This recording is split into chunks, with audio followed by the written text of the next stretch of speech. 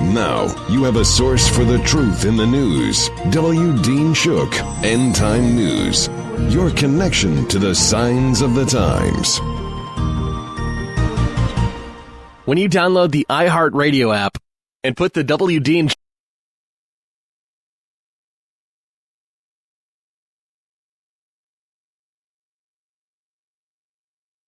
Shook Show on your list of stations, you will prove to the world that you're a little bit smarter than everyone else.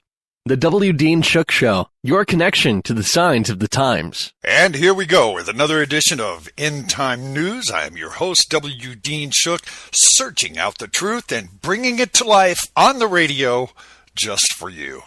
Let's start with from thenewamerican.com, China and the G77 Tyrants and U.S. boss demand a new world order. A collection of over 100 of the world's communist, Islamist, and socialist tyrants, along with some elected but mostly corrupt third world regimes, gathered in Bolivia at the G77 plus China summit to demand what they call a new world order to live well. United Nations boss Ban Ki-moon joined the anti-American, anti-freedom, anti-national sovereignty, anti-free market festivals, calling on the assembled rulers, the biggest bloc in the U.S., to keep pushing sustainable development and global warming alarmism with the goal of fostering global governments on humanity. Despite its significance, the historic 50th anniversary G77 summit went largely unnoticed in the establishment press. In their final declaration, signed by more than 130 rulers from around the world, the regimes called for what amounts to global tyranny, central planning, a massive wealth redistribution from Western taxpayers to oppressive third world governments.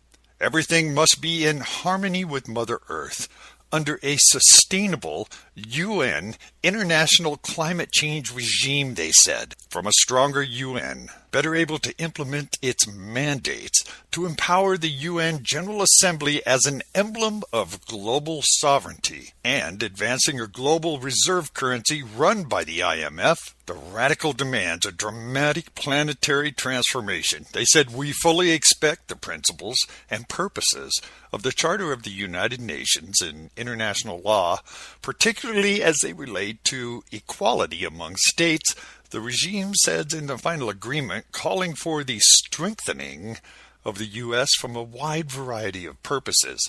We recognize the United Nations need to improve its capabilities and capacities to fully implement its mandates and to ensure the effective delivery of its programs in the social and economic development fields.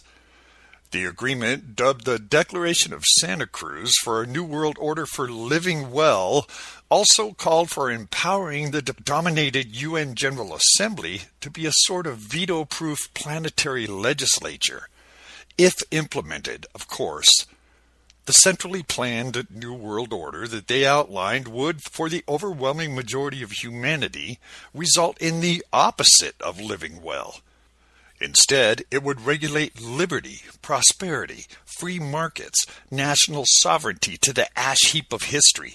As usual, though, the regimes use deception to advance their extreme agenda, purporting to be concerned about climate change and the poverty their rule has caused. For example, the government said Western taxpayers must hand over their wealth and technology while giving up their freedoms and sovereignty to the UN. The largely autocratic regimes also demanded more say in the emerging global governance regime. You can get this full story at the website at wdeanshook.com. Let's move on to the Global Post. Vice Premier from China backs a new global credit rating system from Beijing. On June 23rd, China supports the development of a new international credit rating system that is objective, just, rational, and balanced, Chinese Vice Premier Lai said on Monday. during a meeting with an international personage attending an Asian credit system from Beijing, said China's ready to work with all other countries to push the perfecting of the existing credit rating system and the establishment of an Asian credit rating system and standards that suit regional characteristics. Present at the meeting were former French Prime Minister Dominique G. Villepin, former Pakistan Premier Saqat Aziz, former Australian Prime Minister Kevin Rudd, and former Russian Foreign Minister Igor Ivanov. The international guests are a member of the newly founded International Advisory Council for the Universal Credit Rating Group. This is a Hong Kong-based rating organization co-sponsored by China, Russia, and the United States. Yes, I said the United States. Zhang said during the meeting that China is accelerating the development of its social credit system, pushing forward sharing of government information, promoting credit in that administration for business and social sectors. He said China is ready to make positive contributions to reform a regional and international credit system on the basis of building its own domestic credit system. The international guests are in Beijing to attend the summit forum on the UCRG and construction of Asian credit systems held on Monday. The UCRG was officially founded in Hong Kong in 1913, and it's aimed at constructing a dual rating system parallel with the current one dominated by the Western Big Three, namely Standard & Poor's, Moody's, and Fitch ratings. Now let's move on to our own domestic crisis of illegal aliens. There's a congressional committee that says, send these illegals home. Out of Washington, President Obama needs to let people in Central America know it's not acceptable to send their children to enter the United States illegally. Members of the congressional committee spoke about this on Tuesday. They said it would help if we would encourage Mexico to close its southern border too. They say during a hearing regarding the flood of illegal alien children arriving daily in Texas and Arizona from points mostly in Central America, the Committee on Homeland Security, chaired by Representative Michael McCall, questioned Department of Homeland Security Chief Jay Johnson about why not more has been done already. Here's what he said. Today on the southwest border, we are facing an escalating refugee crisis. Parents are handing over their young children by the thousands to cartels who are profiting by smuggling these kids to the United States. Many are under the age of 10, including some barely old enough to walk. These children with no parents, relatives, or legal guardians risk a perilous and sometimes fatal journey riding buses or trains from Central America via Mexico. As a father of 5, it's unimaginable to me what would compel a parent to risk the lives of their children on such a dangerous passage, not to mention the risk of sexual assault, exploitations, and the potential to be trafficked. When they arrive at the border, the children are simply turning themselves into the nearest Border Patrol agent. However, patrol stations are not set up to handle this massive and growing number of detainees, let alone children. Shelters have been established like the one at Lackland Air Force Base in San Antonio. We've all seen the photos of hundreds of children piled on top of each other, and the flow shows no signs of abating. Every member of this committee, including myself, is gravely concerned about the safety of children no matter where they come from. Since October, 52,000 unaccompanied minors have crossed into the United States from Mexico. Nearly 2/3 of those crossed through the Rio Grande Valley in Texas. CBP estimates that next year, more than 150,000 unaccompanied children may attempt to cross our borders. This is a crisis. It's a crisis that's been in the making for years, one that we should have seen coming, but few concrete actions have been taken. The Department of Homeland Security and the United States government as a whole has been slow to act, turning a blind eye to the warning signs. The tragic fact is these children are making a dangerous journey based on misinformation and the false promise of amnesty. The first step is for the administration to acknowledge the cause of this problem. No one questions the fact that there are horrible economic conditions and violence in Central America. But these conditions are not new. What is new is a series of executive actions by the administration to grant immigration benefits to children outside the purview of the law, a relaxed enforcement posture, along with talk of comprehensive immigration reform. It is beyond dispute that such a narrative shapes behavior and encourages people to come to our country illegally. In fact, newspapers in El Salvador and Honduras seem to be encouraging youth to head to the United States based on these policies. And recent internal DHS surveys of these children reveal that more than 70% believe they are going to stay in the country. And we've got some more news from John Kerry. You may believe this. I don't know. I'm not sure I believed it. John Kerry tells the Washington Times, "I'm working hard to ensure the U.S. has an LGBT ambassador." This according to the Washington Times during a Pride event last week, that one of his goals as Secretary of State is to ensure that lesbians, bisexuals, and transgender ambassadors represent the United States abroad. No, I'm not kidding. Let me say that again. John Kerry said during a Pride event last week, one of his goals as Secretary of State is to ensure that lesbians, bisexual, and transgender ambassadors represent the United States abroad. Speaking at a GLIFAA, that's formerly Gays and Lesbians in Foreign Affairs Agencies, if you can believe that.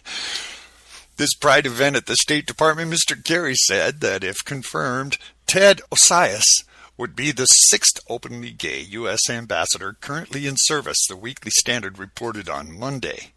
He'll be the first openly LGBT officer nominated to serve as ambassador in Asia, Mr. Kerry said.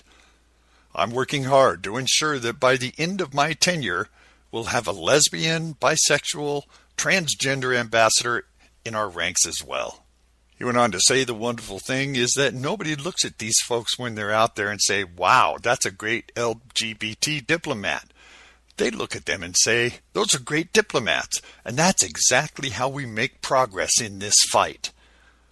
Mr. Kerry went on to acknowledge the progress that the Obama administration has made in the fight against AIDS, the repeal of Don't Ask and Don't Tell, the Supreme Court striking down the Defense of Marriage Act, this all being reported by the Standard. And in the progress of buying and selling with your hand or your forehead, there's now a fingerprint scan that detects traces of food and even knows what sex you are. This story comes from TrueNews.com, where I found the link. Crime scene investigators can tell whether a criminal ate and drank before they committed a crime, thanks to pioneering fingerprint technology. The equipment can detect certain food and drinks such as garlic and coffee, as well as work out if a criminal has taken drugs. Scientists have already used the tool to determine the sex of criminals and are now working on it being able to test for medical conditions. They could also use it to tell the police how long a fingerprint has been at a crime scene. The microscopic technology is called matrix-assisted laser dispersion mass spectrometry imaging, and it traces drugs, hair, and cleaning products in fingerprints. It's been developed by researchers at Sheffield Hallam University at Biometric Research. The researchers are working with West Yorkshire Police, who are trialing the technology of fingerprints left at crime scenes. Dr. Simona Francis, who led the research, said that it enables you to detect the chemistry of the finger marks, so essentially what chemicals are present on those finger marks. All right, let's move on to a WND exclusive that's headlined "Obama's Lawlessness Now Beyond Partisanship." This by Andrew McCarthy. We have a monarch who's just making it up as he goes along. And here's how this story reads.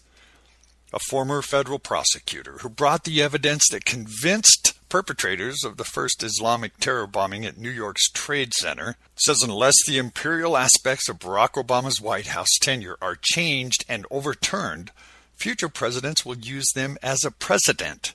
Not president, but precedent. He said that all Americans should be concerned and alarmed and want it corrected. Not just the president's critics say that. The political case has to be made on presidential lawlessness, said McCarthy, who recently released Faithless Execution. That President Obama's lawlessness are setting today are going to be available to every future president, regardless of ideology, he said. And any American who cares about whether we remain a nation of laws rather than being subjects of a presidential whim, if you care about that, that shouldn't be a conservative issue or a Republican issue. That should be an American issue. McCarthy spoke on Tuesday at the Metropolitan Club in New York for an event sponsored by Frank Gaffney at the Center for Defense. McCarthy, whose book builds the case for the impeachment of Obama, suggests that perhaps an impeachment of the chief of the IRS might be a starting point to build the political case for Obama's impeachment. We're no longer a self-governing people, he said. We're now the subject of one man's whims. This is a president who not only doesn't execute his own law that he supported the way that it was written, he makes it up as he goes along. He pronounces new laws within the law and even pronounces criminal penalties in connection with the laws that made up on top of the laws that Congress wrote, he said. We have a monarch who's just making it up as he goes along. I'll be right back. As Jesus was sitting on the Mount of Olives, the disciples came to him privately. Tell us, they said, when will this happen, and what will be the sign of your coming and the end of the age? You will hear of wars and rumors of wars, but see to it that you are not alarmed. Such things must happen, but the end is still to come. Nation will rise against nation, and kingdom against kingdom. There will be famines and earthquakes in various places. All these are the beginning of birth pains. For then there will be great distress, unequal from the beginning of the world until now, and never to be equal again. If those days had not been cut short, no one would survive. Immediately after the distress of those days, the sun will be darkened, and the moon will not give its light. The stars will fall from the sky, and the heavenly bodies will be shaken. At that time, the sign of the Son of Man will appear in the sky. When you see all these things, you know that it is near, right at the door. Truly, I tell you, this generation will certainly not pass away until all these things have happened. Heaven and earth will pass away, but my words will never pass away. As it was in the days of Noah, so it will be at the coming of the Son of Man. They knew nothing about what would happen until the flood came and took them all away. That is how it will be at the coming of the Son of Man. Now keep watch, because you do not know on what day your Lord will come. And you can find these full stories and so much more at the website. Remember, this program is alive because of our sponsors and our affiliates. Please visit our website. GoDaddy.com is our main sponsor. And from the banner right there on the homepage, you can search your own domain name, have your own email address with whatever name you choose. If it's available, you can find out at the website right now. Go to wdeanshook.com. And remember, you can email me at contact@wdeanshook.com. I'll see you on our next program. Thank you very much. You can get these full stories and more at wdeanshook.com. That's wdeanshook.com.